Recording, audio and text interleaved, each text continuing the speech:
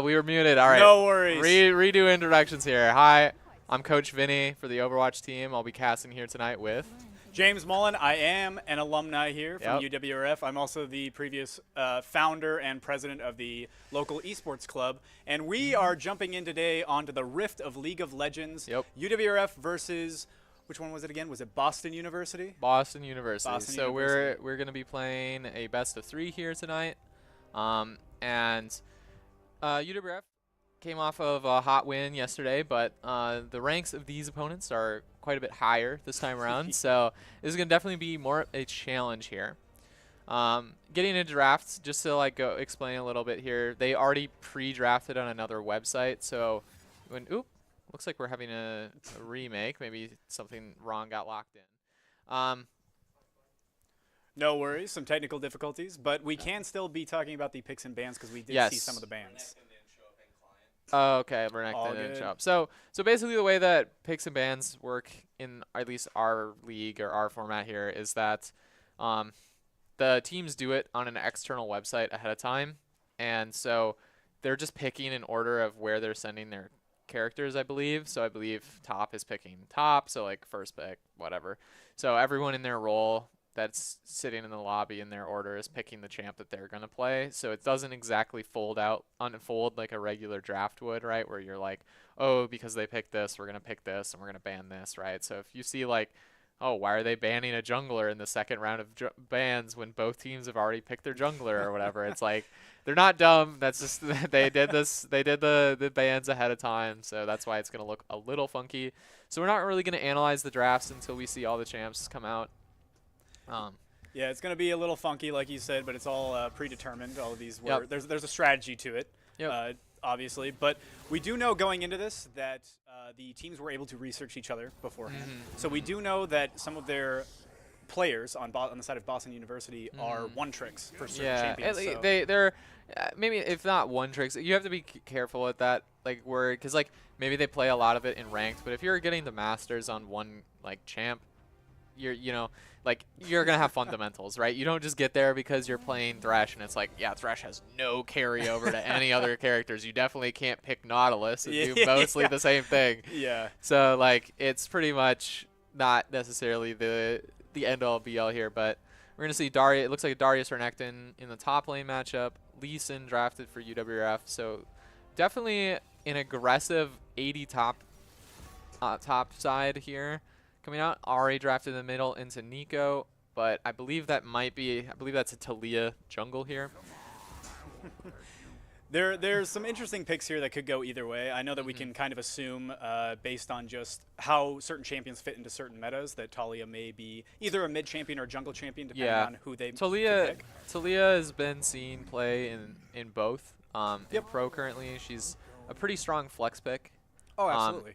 Again, like you said, can jungle, can play mid really effectively. She benefited a lot from the season 14 changes, with kind of a lot of the ability haste getting taken off the builds. Like Talia never really needed a lot of ability haste because her Q was her main damage dealing option, and it's a pretty short cooldown, so she didn't benefit as much from haste. So she typically just built high AP, which is kind of what all the mage items have trended towards this season. So she's kind of gotten an indirect buff coming into the season, and that's why we've kind of just seen her all year in the current pro meta. It looks like we're going to be looking at a Jhin Nautilus for UWRF here into a Tristana Pike, Tristana, Yeah, so Jhin Nautilus is actually something that UWRF has played before multiple times. It's a common duo champion pick for Frigidly and Ravenhood. It's two characters that they're very comfortable on, and it's a way that Nautilus is going to be able to apply a lot of CC in the mid and late game and early game for the most part, but Jhin is mainly there to scale. Right, he's there to clear the wave, clear the lane, and poke here and there. But Tristana is going to be able to slip out pretty quickly. I wouldn't say I would not necessarily favor the scaling of UWRF. I think Tristana outscales Jhin very easily. Over the course of the game, Jhin, I think Jhin is just kind of just solid at all points in the game. He's never really weak, but he's also never a hyper carry, right? Tristana, you get her, the higher levels you get with Tristana, you actually get increased range on your autos, and then also she just makes better use of auto attacking later into the game.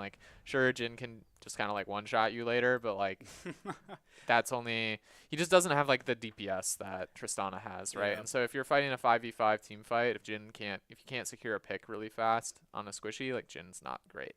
Now obviously Pike, really early game focused, skewed champ, just trades really aggressively with you, hides in a bush, and heals back half the damage you did to him in the trade, right? So it's kind of weird. The only thing I will say that is kind of janky into this matchup is Pike, his hook is not a stun.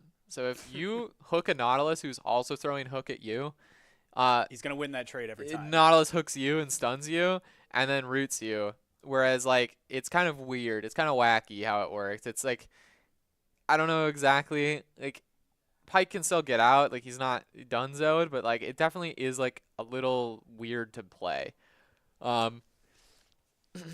Absolutely, I agree with that sentiment. And going off of the support picks as well, it's not necessarily that Pyke is also going to hyperscale as Tristana Pyke is going to fall off for super sure. hard. And that's where Nautilus is going to come into the team fights especially.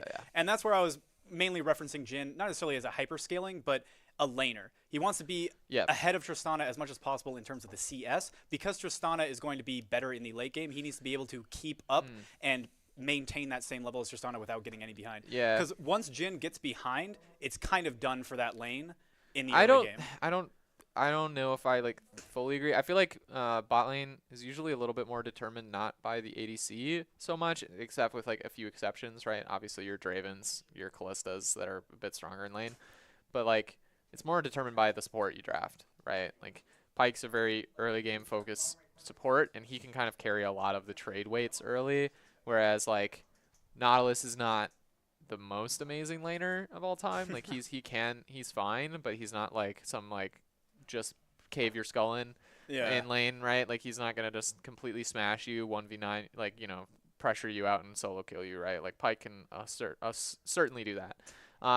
But yeah, if Pyke doesn't get Tristana ahead in lane, then Pyke's gonna definitely become less useful than the guaranteed value that Nautilus provides with R, right?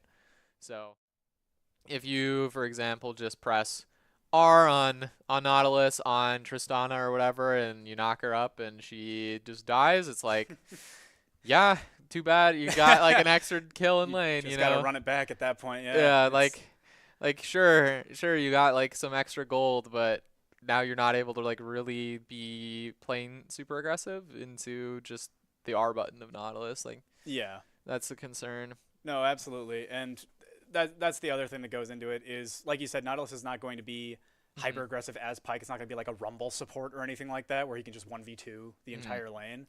I actually really like this Taliyah pick. Now I'm looking at the comp, right? It the rocks can deny Ahri dash, they can deny Lee Sin dash, they can deny Pyke dash. Can they deny Tristana jump again? Remind me again. I believe so, yes. I think it's a cripple for any movement ability. It's just a stun. It's kind of like just a stun? Yeah, if you dash over the rocks, you just or get like knocked up. So a pseudo cripple of some sort. Yeah, I mean, you don't want to dash on it. I don't think there's a true cripple effect. Like a cripple in like other games is like a silence, right? Where you're not able to do.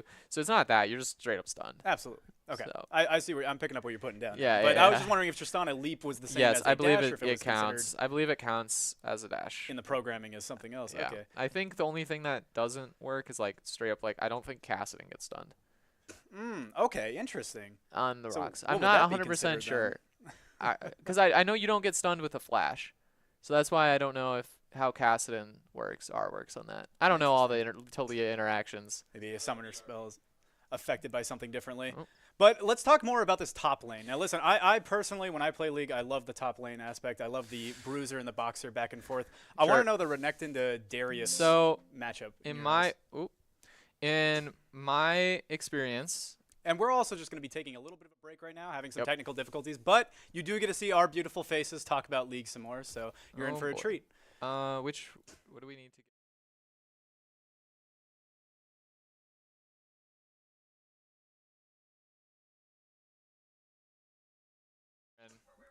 Yep, so expect on like the first level to 2 levels, I believe Darius like heavily outtrades you as Renekton. Renekton is kind of a so like I know Renekton has very much the reputation of being like a very early game lane bully, but the thing that you might not know is that Renekton's not really like an auto attack centric top laner, right? He really needs his abilities to like trade, and he doesn't really want to be like heavily trading with you until like level like 3.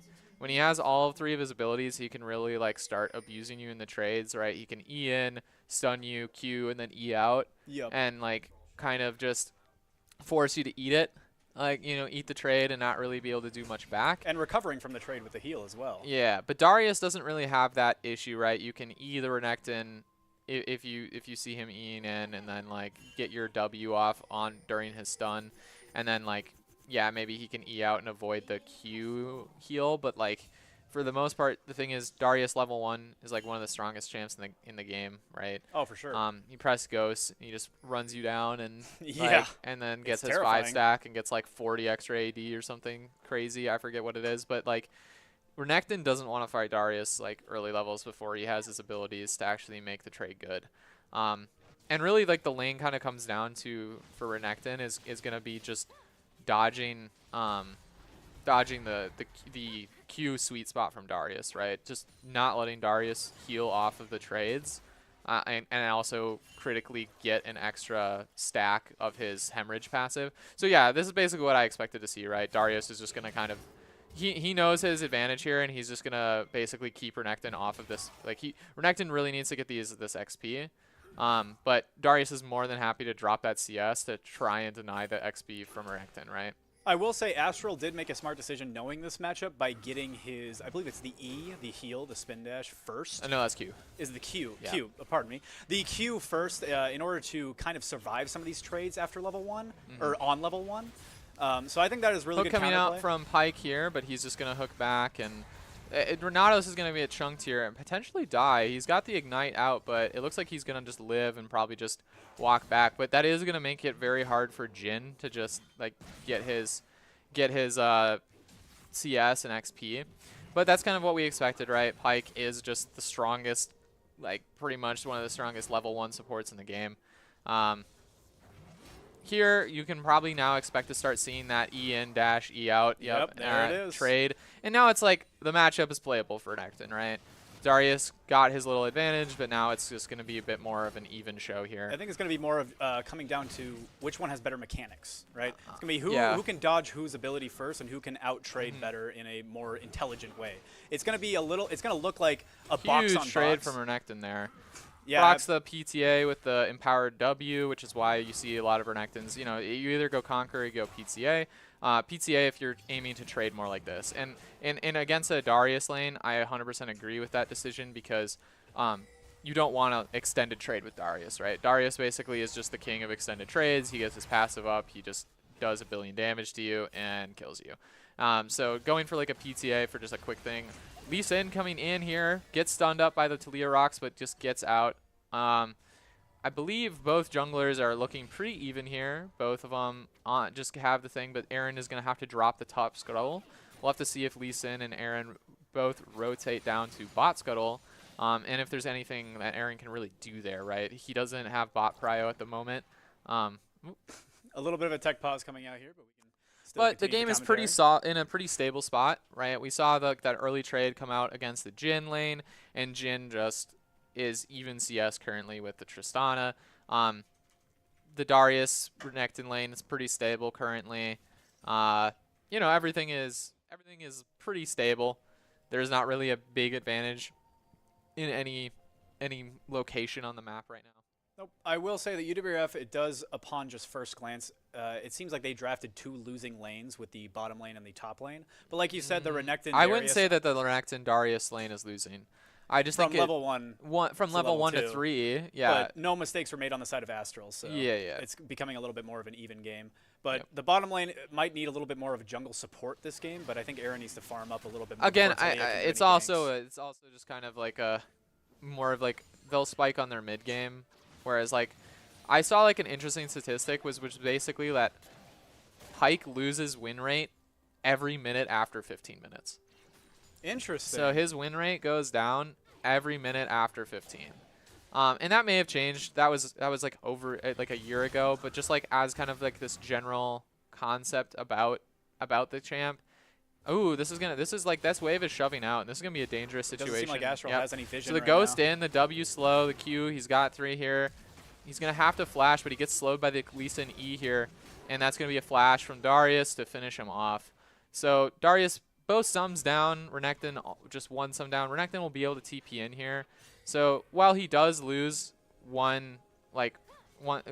gives a kill, it's not the end of the world. He's able to TP back to lane, and shove his wave in so he doesn't end up losing out like a ton. Looks like we're going for a little bit of a grub steal right now. We just need to be very careful about the re-gank here, right? If Lee Sin aims to go for a re-gank, but we've also, UWRF has rotated both of their bot lane and their jungle are both on grubs currently, so Lee Sin can't really look for this gank here, and is going to actually have to give up 2 of the grubs. Does manage to take 1 away before UWRF was able to secure all 3 of them, but UWRF going to come out on top in terms of the void grubs for the first spawn here. Managed to dodge the sweet spot there and kind of wins that trade. So that's kind of like what I was talking about, right? If you don't let Darius get the sweet spot on his Q, he just doesn't do that much damage and doesn't heal. So his trades are significantly worse when you don't let him get those for free, right? But he's kind of in like what I call like the uncomfortable zone here. He's out of mana, so he's really going to need to back here shortly, and he doesn't have TP, so he's just going to have to eat this loss. But, yeah, yeah. It's going to be a little bit of a tempo loss on the side for Darius, but I think he's going to be sitting comfortably with 1 kill anyway, and we're going into a little bit of a Drake fight. The red team does claim Drake smited away. Huge knockout coming out from the Talia. Talia gets hooked there by Pyke, not able to actually finish anything off. 4 shot there, not enough to finish the Ahri off. Nico ult comes out, flashes away, but it's too late.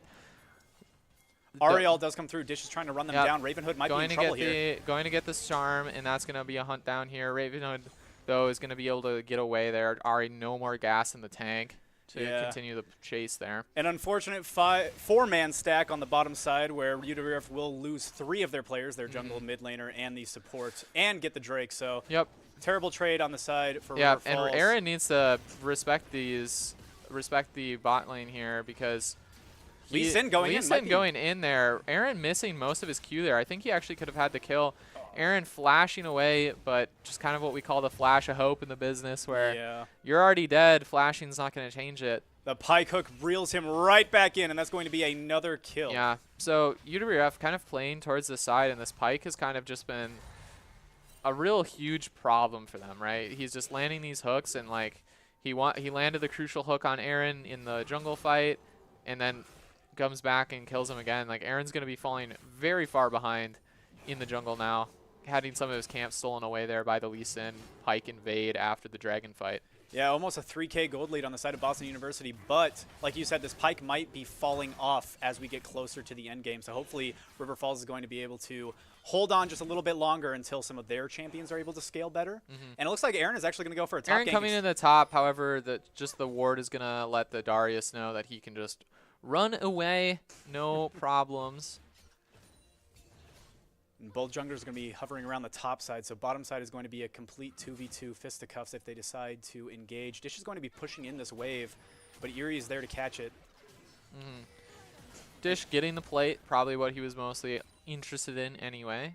But the Talia is coming around the backside. I don't know if Dish has vision back here, but he is spotted out by the Lee Sin. 3 people here, so this fight actually probably pretty okay for UWRF here. The Lee Sin trying to ward hop there is going to be able to get away.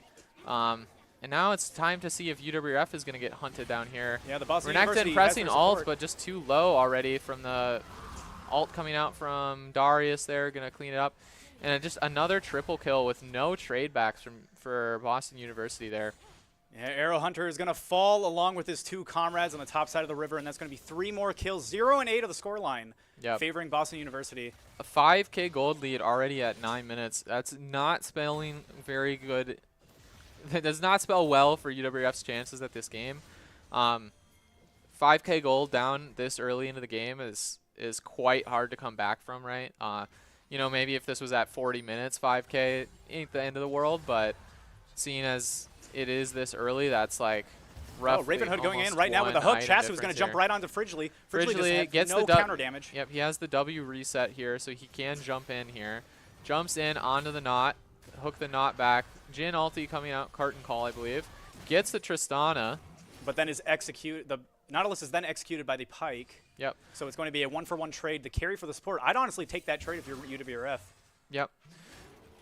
Looks like the top lane, Renekton getting a very favorable trade here for himself against the Darius. And Darius no ulti. And only a fourth of mana, so Astral can play this pretty aggressively. Yeah, I would honestly have kept. I would have liked to see maybe just, on the next trade here. I think he doesn't need to E out. I think he just goes all the way in. But the question is, does he have vision in the top side of River? Because Lee Sin is currently stealing Gromp, and he may rotate up for a Renekton gank. But Darius looks like he's going to be huge play from Fridgley there, getting the Pike. Pike oversteps a little bit. Just Tristana blind jumping. Unfortunately, the hook misses here. But a huge amount of damage comes through. The aerial comes dive, down. It's going to get the support here. Get the ADC here for Ahri. Not really much you can do against the double dash that comes from ult. Nico coming back to try and retrade this. Flashes the hook. He's probably going to just be able to walk it out here. Ult comes up, is able to flash ult, going for the double knockup. Gets the kill. Tower unfortunately finishing that off, and it looks like Ravenhood is going to be done for this world. And it looks like Ravenhood, world. the Pike, they didn't count on the Pike coming back from spawn to bot lane there, and that is going to be, I believe, 1 for 2 or 2 for 2 in the end, because they did kill Pike and they killed Tristana, but no, 2 for 3. So 2 for 3 as the mid laner. So Fridgley and still not the end of the world. It's not the worst thing in the world when you're down to be trading kills. It does kind of give you usually more gold, especially if you're getting some shutdowns. So UWRF probably not like super upset with that, but also not the end of the world here. Aaron Hunter recognizing that he can come in behind the Darius here. Darius flashing, but gets knocked up. Gonna probably get W'd here by the Renekton. This is going shortly. to be very dangerous because Darius ult is up. The ult from Darius finishing off the Renekton. They didn't have the burst. Is now in trouble. Arrow Hunter gonna get ulted here. Not much he can do. Just gets W'd. Darius keeps it simple. And that's gonna be unfortunately a 1v2 in the top lane for Darius. Darius and Ahri just massive problems already in this game. 5-0, 6-0. Yeah, huge bounties coming out from those characters, and I think if River Falls can shut them down, that may be a small amount of the win con for these characters, for these players. But even when shutting down these two players, you kind of have to make sure that looks those like kills there's going to be a dive coming out here onto Ravenhood in the bot lane here. He still doesn't have his 6 for... Oh, he just gets his 6, but he's not going to have the health here. Tries to hook away, but... The Lee Sin kicks him out of tower, and the hook is just the damage is too much for him to actually run away, and it looks like Jin is going to be joining his Nautilus here shortly on the gray screen as the Pike hook comes out, doesn't manage to sidestep it, and it's going to go fall as well in between his towers.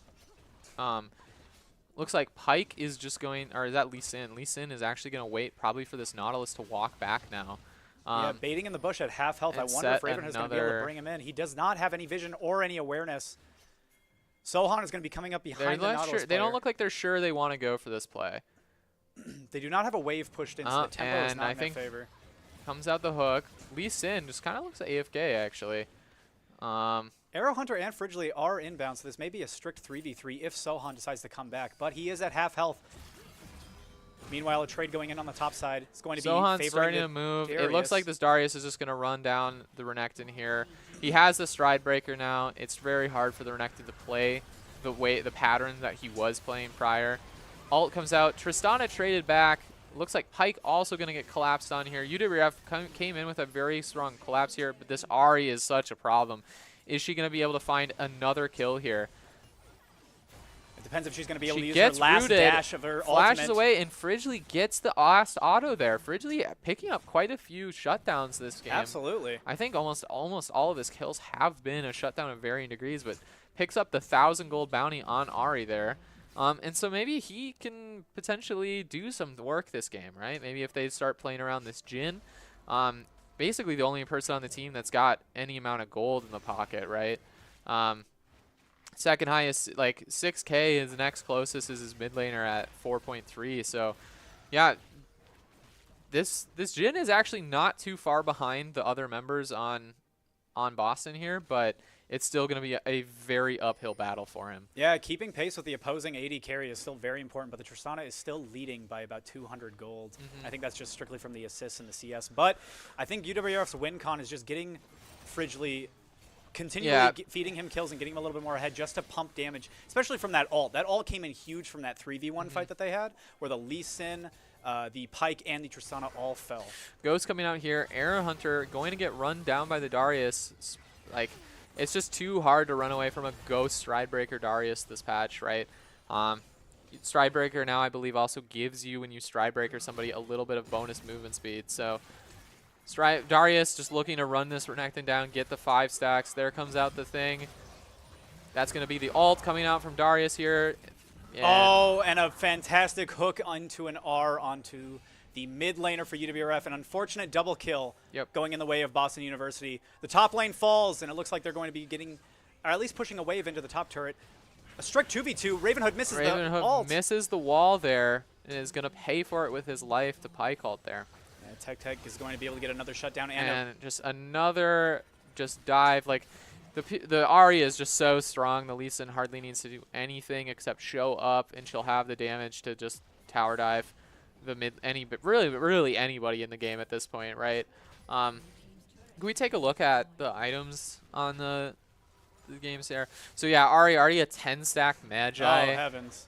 With Malignance is just going to be a lot of damage, right? Absolutely. A lot of damage, and, well, no one on UWRF has any MR currently, so... Yeah, and like you said, it's the mobility aspect as well. When you have players like Tristana, players like Darius with the Ghost, and Ahri's ult. Oh, but it looks like... Lee Sin caught on his recall there. Thought he was safe because of the control ward. Big hook Darius coming out from TPing into this fight. Expect him to be here shortly. Ravenhood not able to really hit any of his curtain call shots. Oh, the TP was actually Ahri here. Yeah, Ahri coming in, Ulta. getting a pick. Is she going to go further? She gets lands the charm on Jhin. Is it going to be enough? No, it is not. But she also is going to be able to escape with her life here. But UWRF absolutely one-shot. Nico kind of stuck under tower here. Boston might go for a redive here. Tristana jumping in, flashes out the second the Nico all comes out, but it's not enough. She's going to actually just execute. Arrow Hunter staying in the fight. Arrow Hunter going to go down here. I feel like part of this is just slightly desperation plays at the moment. UWRF is feeling like, hey, we need to make some plays or we're just gonna lose this game. Darius just at this point can just run down the Renekton, right? So the advantage that Darius has over the Renekton, obviously, is that he can kind of afford to build these armor items, these tank items.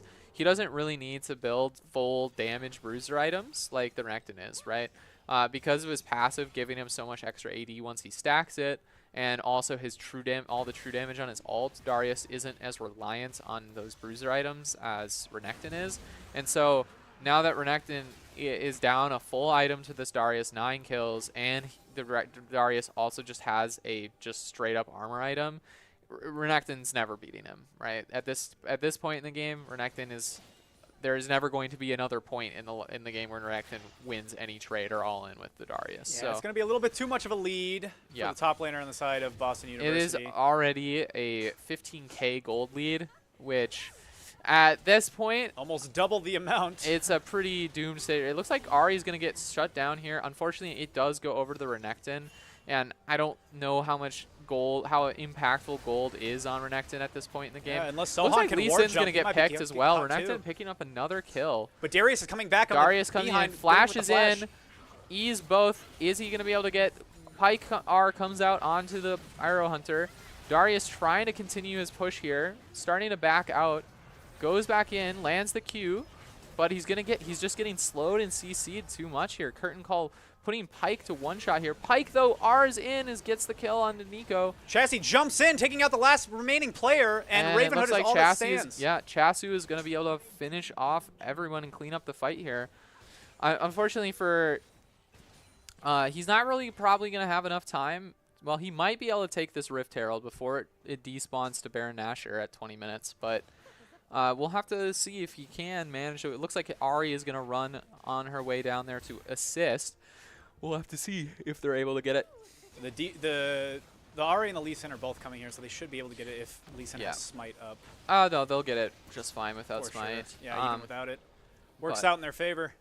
Chasu actually being the one to pick up the Rift Herald here. I'll have to curious to see how they're going to use it, but Arrow Hunter is just not really safe in his jungle any longer. He's going to get leapt on by the He gets leapt on. Renekton going in probably when he shouldn't have there. Talia manages to ult out, but Pyke, what did she fall to? Ahri somehow probably the just homing missiles, the most homing likely. missiles, yeah, the homing missiles or the little orb from ult caught her. And at this point, Ahri is just 18 stacks on the Magi's, has 2 items. On top of that, she's just a monster this game. No, this is just going to be an absolute rundown until the end of the Nexus here. I would expect to see this game ending pretty shortly here. Another Pyke ult coming out. Pyke just getting so much gold for his team this game. I'd like to see how many ults that Pyke has landed this match, but fortunately there's no way for us to. Sana looks like trying to loop around the Rift Herald, going for the mid turret. Misses, hits the end of it. Unfortunately for Boston, well, that's okay. But it matters not. Jumps back in, is maybe going to be charging a Nexus turret here. Lands knocks up in. both of the players in the way. And I think Boston is just going to look for an end here. Even if Darius goes down, I don't think that UWRF is strong enough to actually stop this push. Curtain call coming out, but he's going to back away because the Ahri ults in and threatens the charm. Yeah, first Nexus turret falls. The remaining parts of River Falls, the remaining team members are trying to hold down the fort, but it does not look like it's going to be very much much of an effort. is going to be able to do here. Ahri trying to pump out as much damage as possible, but the charm comes out into the fountain, has to pop the time stop, but it does not matter. Dish is there. Unfortunately, UWRF, I feel, lost a little too hard in their lanes and then lost a couple too many early game skirmishes and just had the game snowballed on them from there. Just Darius just absolutely unkillable on the side of Boston here, just toying. Pentakill coming out for Dish. Yeah, the Ahri player. And that is going to be the game here whenever they decide to finish off the Hopefully Nexus. There's a little bit of sportsmanship on the side of Boston University. If they can finish off the Nexus turret, maybe Frigidly can pull out a miracle play, but I highly doubt it. And the first game is going into the favor of Boston University, like we kept saying. Now, I think we kept alluding to it. It was just the snowball from the early game. Yeah, again, just some very early skirmishes that UWRF just lost flat out. Got 4 for 0'd, 3 for 0'd, and as well as on top of, like, I would say the first 5 minutes of the game were pretty stable until the first skirmish, and then it was just kind of downhill from there, right? Aaron Hunter kind of just walked out of spawn a couple times and just got picked instantly. And I think that was how Boston kind of just took control of the game and just never let go after that moment. Anyway, we'll be right back after this break here. I got to let the teams form up their next draft, strategize. UWRF is going to do their best to figure out what they need to do in this next game to make sure that that doesn't happen again. Well, while they come up with a game plan, we will be taking a short break. Stay tuned for Game 2, and thank you.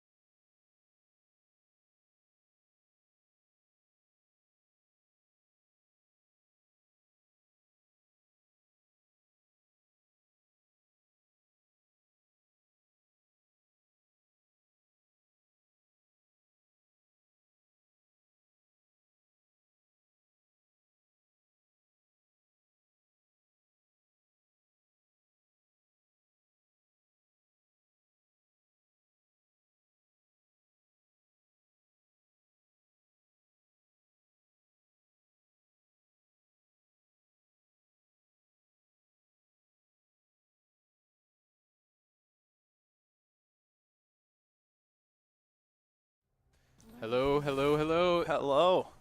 It is Vinny is back once again, and I'm joined this time with UWRF Erie. I'm the mid laner who was just in that last game. the Nico from last game, the signature champ.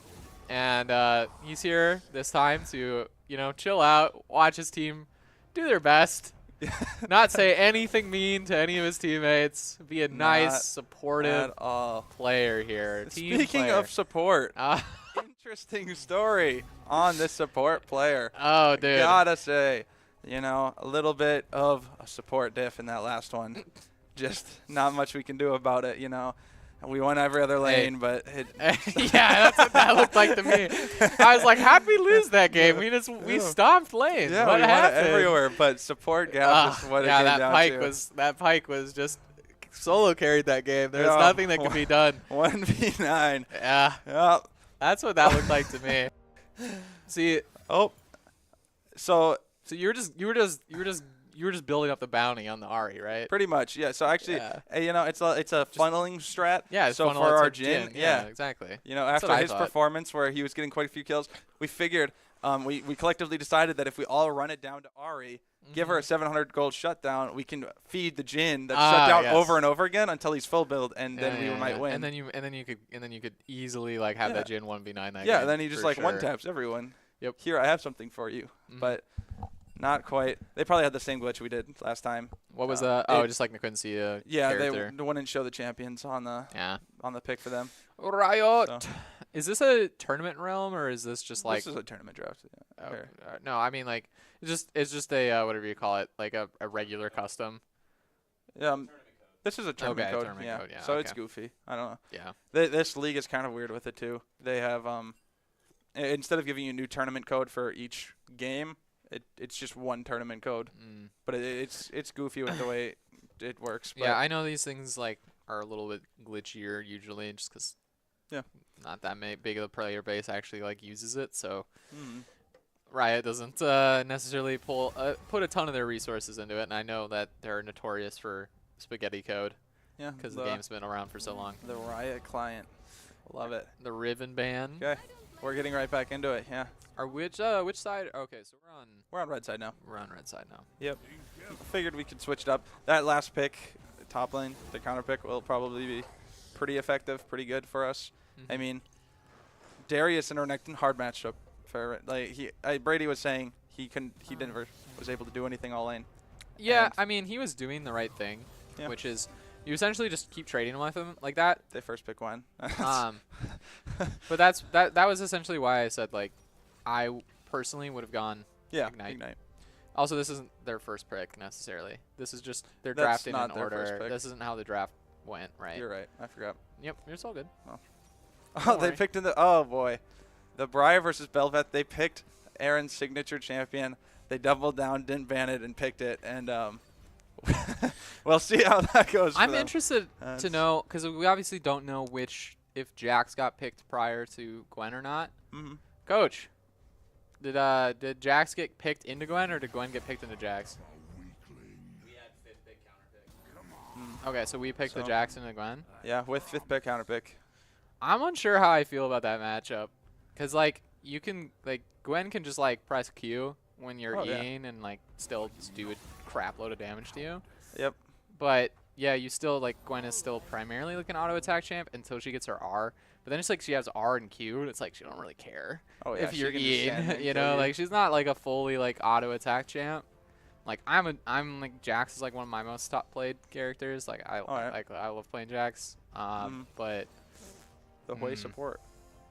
This is kind of interesting. So it quite possibly. I mean, I'm sure they play these champions, but they kind of picked quite a few of our signature champs. I mean, they picked them away. Yeah, Pizza plays Hui and a Fury. So took those. They stole the Bel'Veth. I think this may be a little bit of we'll pick your champions. Well, it's also we'll just picking, or it's just we're picking your best stuff away from you so that you can't play it. We're trying to we use our bans to get you off of some of your other better stuff, and then we're picking away your second best stuff. I mean, yeah. I think, right, you're not this isn't LCS. You're not all these players are super, super proficient on 20 different champs, right? Like you're gonna be good at your like 5 maybe, right? And if and your top 2 might be significantly better than your bottom, your other 3, right? And so it's like it can be a legitimate strat to do this, right? Like whenever I play Clash on League, it's like, oh, you find the guy who's like a 1 or 2 trick, and you just target that guy, and you're like, this guy has like a 70% win rate on this one champ, and then his next best is like 50. And then if you ban his 70 and 50, it's like it drops to like 40% or something. And it's like, oh, okay, well, if we just invest 2 bans or a ban and a pick, and we're going to get this guy going from a 70% win rate to like a 40%, it's like, it's pretty useful, I'd say. Like, it's not a bad strat by any means, right? Like, you're not like, oh, this guy can just play whatever he wants. Like, no, this guy plays like a couple things, and he plays those well, and if we take them away from him, like, kind of like crap on him, right? Like, that was kind of your guys' strat last night. When you were just picking away Kai'Sa, Aphelios, like you banned, I'm pretty sure like the second game you banned 3 hyper carries, like the top 3 ADCs away from him, and we are just like, yeah, you're just not gonna get to play any of your comfort we did champs. that game 1 too. We banned the 3, picked the Kai'Sa when we had blue side first pick, and then on red side we traded one of those bans for the Kai'Sa because that was his best champ, and then exactly left them uncomfortable. So not even uncomfortable. I mean, he was still comfortable, but it put us in a better position. Yeah, exactly. So I think that could also be it. I don't think it's necessarily just a full ego, like we're better than you and we're gonna just play your characters better than you. Oh, I'm sure there's some of it. They're being smart, but like, I think it will be fun. Might be getting a little paranoid here. As a caster, I think it'll be fun as a caster to see Bel'Veth played against us because nobody else plays it. Yeah, it is a unique character. I don't see like a ton of them, but I know that she was pretty good in the meta like a month ago or so. Like I don't know when it was exactly, but I remember it's like the top ranked player in EU West was a Bel'Veth 1 trick, pretty much. And I know she got nerfed a couple times after that, but yeah, she's still pretty dominant. I mean, there actually is going to be an interesting thing here that's coming up. I don't know if it's disabled for tournament games, but Jax and Bel'Veth have like a champ quest. Okay. So if it's basically, it turns on, I forget at what point, but whoever kills the Nasher first, Baron first, completes the quest. So Jax gets Bel'Veth's passive. And really? Yeah, he gets like a stack of he gets the attack speed, and every time he kills Bel'Veth, he gets another stack or whatever. And then so he gets a bunch of extra attack speed. And if Bel'Veth kills Baron first, Jax drops the empowered Void Coral thing. So like when you kill Nasher, right? Yeah. In like Rift Herald or whatever. So he'll drop one of those. Yeah, it's very busted on both sides. Like it's one of the stronger quests in the game, in my opinion. Yeah. I mean, well, you have like the other side where it's like, oh, you get +5 gold when you kill this champ or whatever. Yeah, no, it's definitely one of the more impactful ones. Like I forget how much attack speed it is, but it's like a not insignificant amount. Because I've only played it once. I got it. I know Bel'Veth didn't get it, and then I would just like killed her like 3 or 4 times, and I had like bonus like 30% attack speed or something. And I was like, what the hell? Like this is broken. Like I'm like, I don't even need to build an attack speed item anymore. Like I got all I need. All right. Temple Jack splash art, biggest downgrade. Iuma. Yeah. Yeah. I used to have the Temple Jack splash art as my like character profile background, and then it got changed, and I was like, get that off my profile like that. Yeah, like, ugly no. That is my thing. I never find a good profile. Sorry, profile picture. Or like, I never have a good icon in the game. I'm waiting to see. I'll eventually find like one. Yeah, I'll find one, but right now it's just. It looks like it's gonna be a 5-point here though for both teams. No one's really looking to invade, which makes sense. I don't think either side is necessarily like giga strong level 1. Yeah, not at all. I think this is pretty smart. I mean, last game going into it, we kind of knew with their team. They picked basically 5 win lane champs where they wanted to pick 5 champs that would just skill check, and they skill checked and won. But so we expected the 5-man invade, and so I don't know, as the caster or being with observer, you probably saw it. Were they 5-man top? They were 5-man top. Yeah. Yeah, correct. I was calling out that they were going to be invading somewhere, and everyone be ready to flash if you need to or whatever. And so then we were able to play back. Was I at risk? This is going to be a really specific question, but when I was by the turret, by mid turret in that little canal. Was I at risk of anything? Were they No. like trying to play around me? No, they were super top. Okay. They were going through top pixel. Yeah. All right. I was gonna say I saw the pike hook, and then Ari was on the other side of the wall, and so I think Jax here can play 100% for early push against Gwen, because you have your E, you skill E first, right, and you just walk at her right as soon after the waves crash, and you just trade with her. That's how I play like pretty much most Jax matchups, unless you're playing into somebody like Olaf or like a champ that actually can like beat your ass. Yeah. You just press E, you walk in, you take no minion damage because you're Eing. You just start hitting, and then you just stun and you walk away. Yeah. And then it's like you just have wave control after that. He's taking the worst end of a couple of these trades. Yeah. Getting actually pretty low. Yeah, and that was like the thing, like again, the Q on Gwen's side is very hard to deal with, right? Oh yeah. All right. For Jax. One thing I've noticed about these players, I mean, they're all much higher ranked than all of us, and like they are obviously pretty good players. Rank doesn't always translate to skill, but they are very good players. They, at least for me in the mid lane, I never had mid prio. The only time I was able to touch or push in my wave at all was when that Ari left lane completely. Yeah, so it looks like a lane gank is actually being set up here. Like, Jack's trying to shove this. So I also noticed this from last game, Astral Flying. He had a very hard time ever, like, properly crashing a wave. Yeah. Like, I think he didn't quite have Ghost popped in the bot lane. The confidence to just walk in and just shove the wave in, right? And just like threaten to like bonker if you try and hold the wave. Like, you might take like one tower shot, but it's usually a rough spot. Ridley almost dies to the Hui Q. Yeah, he actually it's really terrible because he actually gets his base stopped, so now he's gonna lose even more than he was prior. And the Belveth is going to be able to invade now. Take that blue. I mean, this is the advantage of the Hui pick. You have a really strong early game because Hui is a mage and not a traditional support, so a lot more damage than you'd be expecting. But especially paired with a champ like Vayne, Vayne is more of a scaling pick. I mean, you do damage. She has very good early game trades, right? Like the tumble. Ever since they got like you don't W max anymore as far as I'm aware on Vayne. You just Q max because they nerfed the W scaling. And then they buffed the damage scaling, right? And so it's just like, now Vayne just Q tumbles and she takes a crap load of your health just off of that. And like, it's very hard to out-trade a Vayne early if you're not like a lane bully champ. It's just the main thing that Vayne lacks is just any sort of wave clear, right? Like, he doesn't have any abilities to like actually help her AoE anything. Looks like Aaron walking in here is gonna get just caught out and die. Okay. Yeah, first blood, unfortunate. Just they kind of knew where he was. They had vision.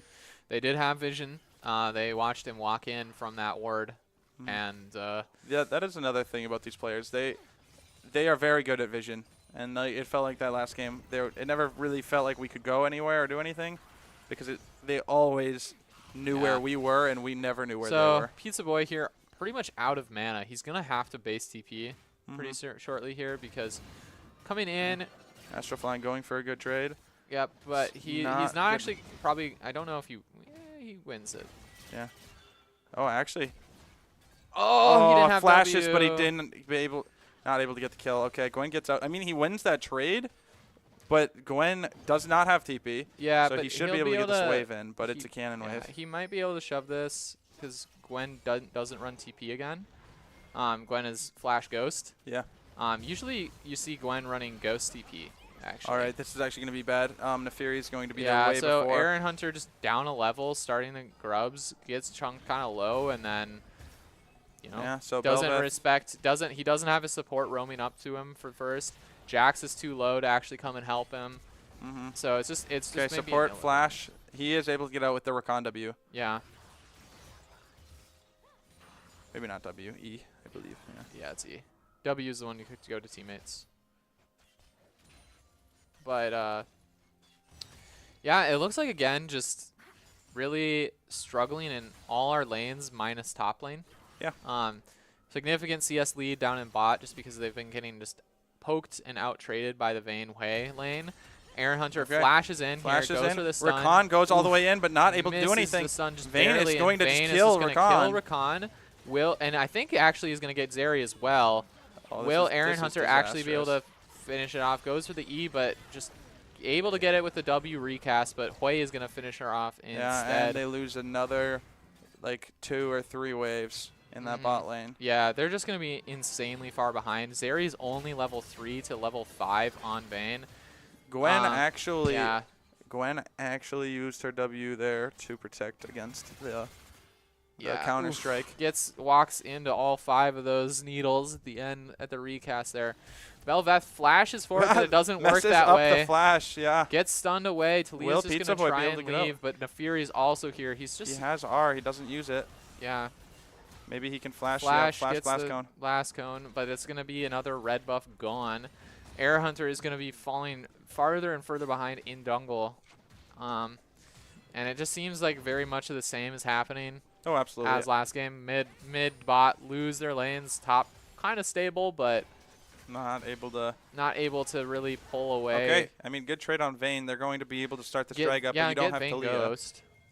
It is it is a 3,000 gold lead right now at 8 minutes. However, which is brutal. And top lane is in a bit of a disadvantage here too, because this Bel'Veth is going to come around and gank with a gank here, and Jax doesn't have his flash.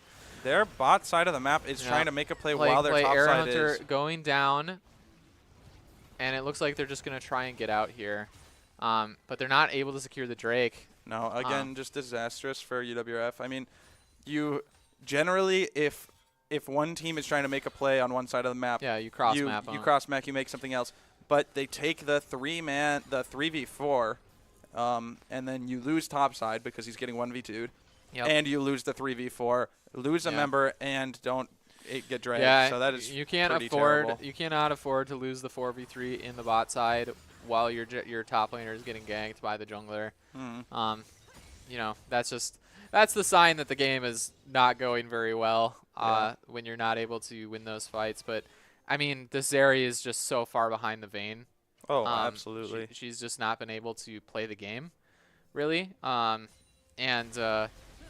That's really kind of is what I think ultimately made that skirmish there so detrimental for them, is their bot lane is so far behind in XP.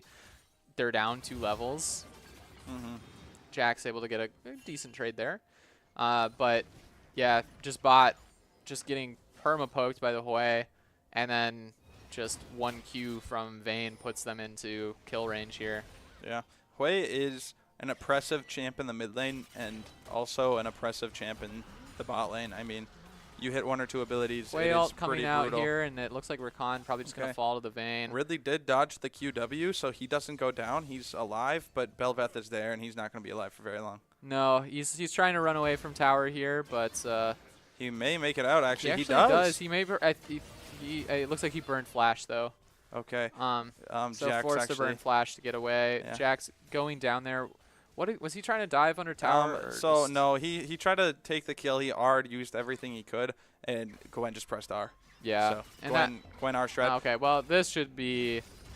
Okay, getting the second kill on the board, both on Aaron. Yeah, Gwen doesn't really care too much about your MR. She's just gonna do true damage and you know, Gwen things. And yeah, if you, that's why I wasn't so sure about the Jax counter pick there. Yeah. I don't think he actually is like super duper happy to be playing into Gwen, just because of how that works. Like, if you're a very good Gwen player, like 1, your Q goes through the E. 2, you can also time the Q to basically just buffer through the stun. So it's like, there's a lot of things you can do to kind of negate Jax's biggest strength, which again I think is just his E, his counter strike. So yeah, I'm not, but I don't know exactly what champ I would have been picked into the Gwen. Maybe like an Olaf, or just something that just doesn't really care, is just gonna run at you and cave your skull in, like cave your head in.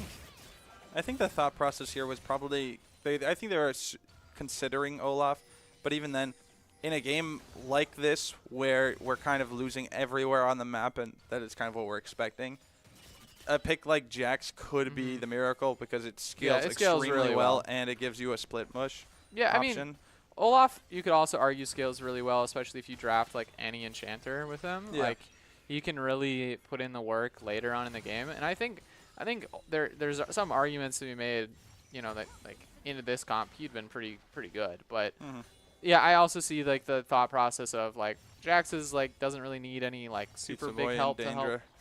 Belveth going to die, Pizza but Boy Arrow Hunter going is there, in, but he Arrow is Hunter pressing sitting R, under but tower. we'll have to see if they get out. Gwen Yeah, R Mars. just shredding. Yeah. Yeah, no, Arrow Hunter. I feel like what happened there is he kind of sat in that bush a little bit too long, allowed Pizza Boy to just completely get Hunter to zeroed under that tower before they could do I mean, it was hard, anything. right? Absolutely. It was hard. Like they just have so much. They're ahead by so much. Like Belveth already has her item complete, so they just kind of did probably more damage than Aaron was expecting. Oh, absolutely. And yeah, just not even able to clean up the kill. And I'm sure he was probably looking for a play. I don't think they had any idea that Belveth was in that Raptor. But let's see if they can stop their backs or do something here. You have 4 members down there, but not Yeah, really. but they're using the Hui speed out and And the vision. I mean, just from UWRF, we have, I believe, 2 or maybe 3 wards on the map. Most of them are defensive, except for the one over that mid-pit wall. I mean, we're getting some more now, but you look at their vision, and their vision line is deep in our jungle on all sides. I mean, and that just comes with, again, winning lanes, right? It's a lot safer to drop that vision when you're pushed up and you're able to kind of take the fights whenever you want. Yep. Right. I mean, UWRF can't just necessarily walk into enemy jungle and place the wards. You know, like they just don't have. You know, they have to do. They'd have to do it with the risk of, oh, we ran into Belveth and now we died. Yep.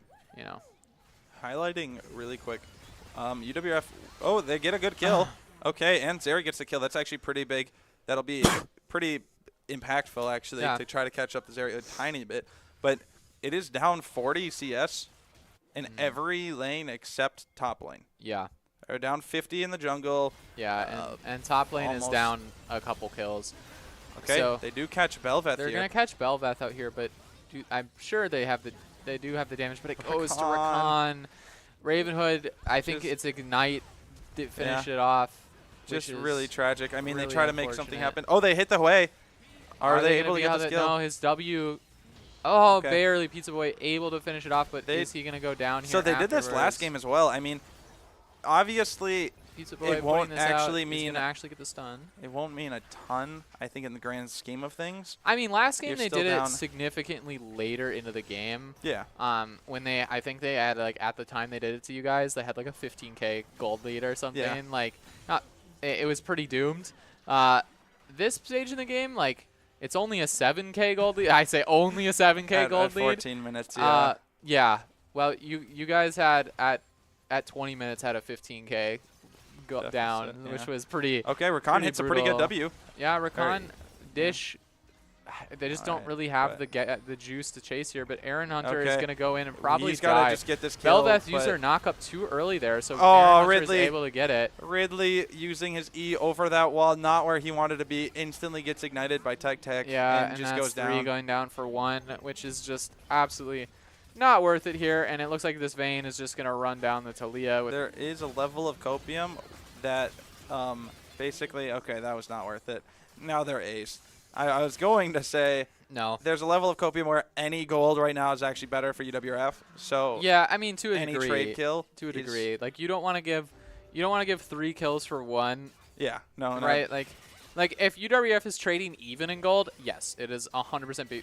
Even if they're trading a little bit down in gold, it's still very beneficial for them because the percentage of that gap, right? Like a 7K gold lead does not matter when both teams have it still matters, but when both teams have 50K, it doesn't make as big of a difference as when both teams have 30, right? Or but one team has 20 and one team has 30. Like that's a significant disadvantage. Trying to make something happen up here. And Gwen is just going to press the ghost and run away. Meanwhile, the Rift Herald being taken away by Boston State here. The emote game from Arrow Hunter, I respect it. He is down 2 levels Arrow right Hunter, yeah, I mean, if we look at the levels across the board, they're down everywhere. You know. Support. Support is even. Support, my bad. Yes. The hope. The Jax only here hope. kind of showing this Bel'Veth who's boss.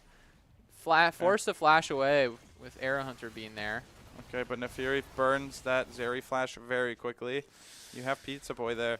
Not sure if he needed a flash, but I also understand the pressure of you're trying to deal damage, but you're losing everywhere, and anyone can one-tap you. Yeah, I think it's partly too just like you say where like you almost get in the mental of, oh, we're getting smashed, like I can't do anything, like Yeah. oh my gosh, these guys are so good, they're gonna kill me, and you start maybe over-respecting. Yeah, in a absolutely. sense. I can totally understand that feeling. This is getting a spicy in the top lane. I'm pretty sure this Q can just one-shot Jax.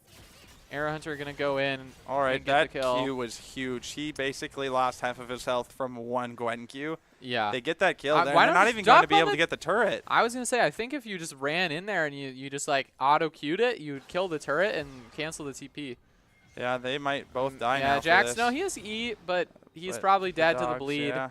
And it looks like Nefiri is probably just gonna finish this. See, this is one mechanic of Nefiri that I really, really dislike. Those dogs take turret aggro, so you can sit under tower for however long you want, well before. They don't take turret aggro after you hit. Not after you hit, but the initial instance of being able to run under that turret with 4 dogs, especially with your ultimate, and just stand there trying to find something for. I mean, the only time that does anything that you wouldn't have otherwise is like if you didn't have a big wave. Like if you had a small wave, sure, the dogs being under there can be beneficial. Yeah. But like they take prio over regular minions, so if you do that, you're losing more and more of your damage the longer you wait. Oh, absolutely. So it's not like completely bonkers broken, like holy moly. No, it definitely. I mean, there is a balance, but as we saw up in the top lane, you play where against they Yorick, were bro. Like, diving, come on. that he builds lethality, throws little minions at you, and they one-shot you. And you're like, wait, what? Meanwhile, that guy's halfway down the lane, walking away, recalling, and you're just like losing all of your health, getting a million first strike gold. They're trying to make something happen in the spot lane. They're going to be able to stun him up. Yep, and Talia that's are coming in. 1,000 gold shutdown on the Briar. I think this Jax is going down here, though. Like, turret falls, Bel'Veth take on Krugs, yeah, 100%. and I don't even think the Bel'Veth needed to be there, really. I think this Jax needed to be getting off of the tower. Oh, yeah. A lot earlier there. Maybe just not respecting the fact that this Gwen is kind of significantly farther ahead of him. Oh, absolutely. I mean, you start getting in a point where you're losing this hard. You're down over 11K at 19 minutes to where it feels so doomed. It's never felt in this entire game like you could actually really do anything. Yeah. And so the comms just start going. I am familiar with what you speak of, where it's like all of a sudden, like, sometimes you just need to take like a little bit of a refresh and be like, all right, guys, what's the plan? Like, what are we doing? You know, like, how are we gonna win? Because like, yeah, if you do let the morale get down and you just like the comms fall apart and everything starts to go, it's like you get snowballed on even harder. And like League by nature is a snowbally game, so it's only compounded by the nature of the game. Like, it is a rough day. Bel'Veth chasing Aaron Hunter here down into 3. the Nefiri, where he's just gonna get 4 one levels tapped on this Bel'Veth. Manages to flash, but Nefiri W already on him, so it is futile. Over Boy 100 flashing CS. in here. Ult goes out onto Pizza Boy. Pizza Boy gonna go fall here shortly. They're trying to make something happen. Rakan R's in, just gets feared away. Half health by. That right there is just another example. I mean, comms falling apart. You have the Rakan pressing R while Frigidly runs away. Instantly gets feared. Yeah, and it's looking like this is going to be the end of the game here. 2 members down on UWRF side. Aaron coming in. Is he going to be able to get a pick here? Yes, yes, he is able to get one. But he's almost certainly going down, and Bel'Veth takes the kill, heals up a little bit, and probably going to look to end the game here. Oh, absolutely. I mean, it's 21 minutes, I believe. What was the timer last game when that ended? Oh, I have no idea. No idea? No All clue. right, I think... it was definitely longer than 21 minutes. Like, okay. It was definitely longer than that, but... Because I want to say, like, I made some comments. Like, they took Rift Herald at 19 minutes, roughly. So it's probably similar-ish. Like, look at these Bel'Veth minions. They are so oppressive. And he doesn't go down. He survives that. 1 HP. The Belveth survives. Now heals. Goes down to Arrow Hunter. But Gwen R is up once again. It kind of seems like they're doing the same thing as they did last game, where they just try to end and they can die, but also they're so far ahead and they have minions everywhere that this it does is not what we even call matter. you, where they're slapping you with the wallet. Oh, absolutely. They got that. The wallet. I mean, they can The afford wallet to diff int for under sure. Fountain, and they did this last game too. We'll see if we can pick up an extra kill. I mean, boost the scoreline a bit, but no. No, it looks like we're going to pick up an Not extra quite as well. Okay, Fridgley. Oh, he gets one. It. All right, game ends 32-13, down nearly 15,000, I believe. Yeah, about 15,000 there. 15,000 gold. That was a brutal game, and the game one was brutal as well. Yeah, yeah. So, you know, it was kind of expected. Yeah, not going to lie. I kind of mean, looking at expected. this other team and their ranks, it happens. was kind of brutal. It was a support gap in this game too, again. So, yep. He's right over there. I don't know. Yeah, I think diff, they. honestly. Yeah, it might have been. May have Yeah. been. If everyone else was. Yeah, for those of you not aware, the support is standing on the other side of the camera here. So, see, the story here is halfway through that first game, I hear a press tab mid diff, and I was like, all right. The morale was very high in that first game. Yeah, so for sure. It was two the can teamwork. play this game. The Yes. teamwork, the brotherhood was definitely there that first game, and 15,000 gold by the end of it. Ethan came in here to deliver a little bit of that brotherhood on comms here, on caster here. So yes. Game one ended 20,000 gold in debt. That is. What was game brutal. one score line again? How many minutes? We got to see. It was 22, I believe. Oh. And it's 48-15. Okay. So this was game one. What was game two?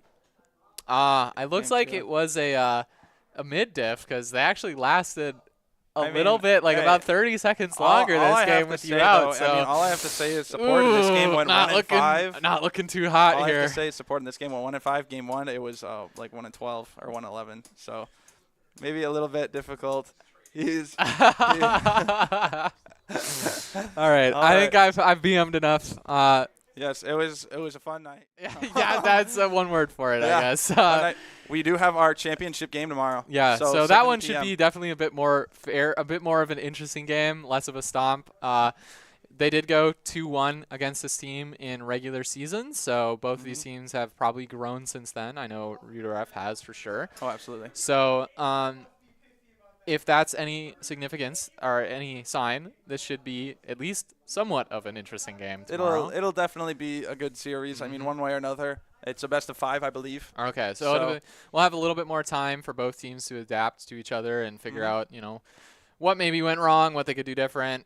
Same to you guys, and the better team will win, I suppose. So And this is the redemption round. the I redemption mean, round. You guys got semester- humbled today. Well, that and last semester we were in this same championship in the same league, and we lost 0-3. So now we're back. Yeah, We've guys improved are a ton, hungry. and we are ready to come out. So thank you for watching. All right. Catch you guys tomorrow. Yeah, I think I'm gonna be here casting tomorrow as well. So Sweet. I'll be here to watch you guys. Hopefully take home the dub. So best Absolutely. of luck, and yeah, we'll see you guys tomorrow. Thank you.